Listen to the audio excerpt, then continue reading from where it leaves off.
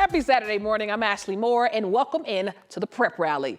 It's the first week of league play, meaning the hunt for a state championship is on. This week was a 3A state semifinal game rematch. Lutheran taking on Green Mountain. But of course, before the game is the Prep Rally. Honestly, I'm just hoping that we win it and come back strong because I really don't like losing. You don't like losing, and what better test for the first week of league play than a team that knocked you out last year? Talk to me about the revenge game. What have you kind of felt that energy about tonight's matchup? Yes, it's going to be a super intense matchup this week. We're super excited. We hope that we can bring it home this week. Here we go, Rams! Here we go! Coach Rankin, it's a full circle moment. How does it feel to be on the team when you're in high school and now be the head coach? It's a blessing, just the opportunity to be back. It's a dream job. 10 years of being a head coach and the opportunity to come back to where I've wanted to be the entire time is a true blessing. Absolutely. You weren't here last year, but I'm sure the bad blood still stands. The 3A state semifinals came down to the final minute, quite literally.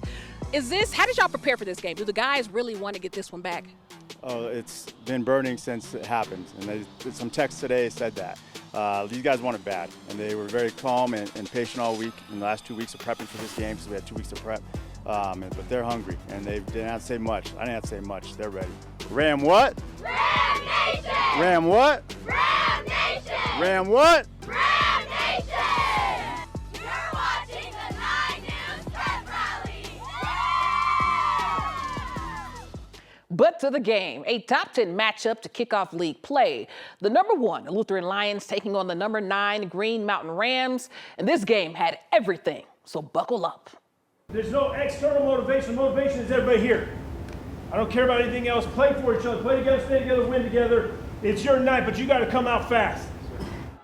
Very first Lutheran drive, and they did just that. Sawyer Wide takes the handoff, finds a lane, gets out left, and look at him go. Taking that brand new turf out for a spin, and touchdown Luha. Off to a 7-0 lead. End of the first. Green Mountain in the red zone looking to even it up. The ball is out, but Lutheran's Evan Mackay takes it in the end zone. Turnover, but what a play on the ball.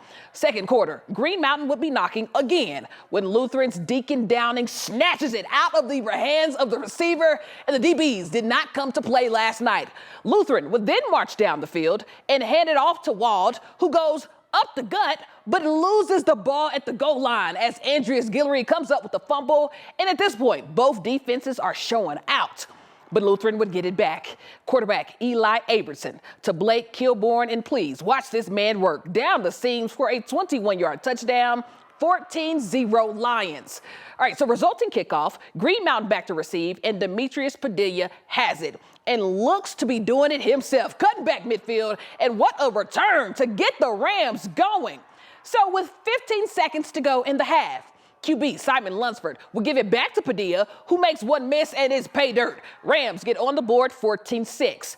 But in the third, Green Mountain at the goal line, and there's a tush push. Padilla scores, 2-point conversion fails, and the ball game is 14-12 Luha. But the Lions just too much. Abrams connects to Downing again as the Lions simply outlast Green Mountain in the first week of league play, 21-19. It was huge. Definitely having the bye week definitely helped. Just preparing, watching film, going over it, offense, defense, just shutting them out. It was huge.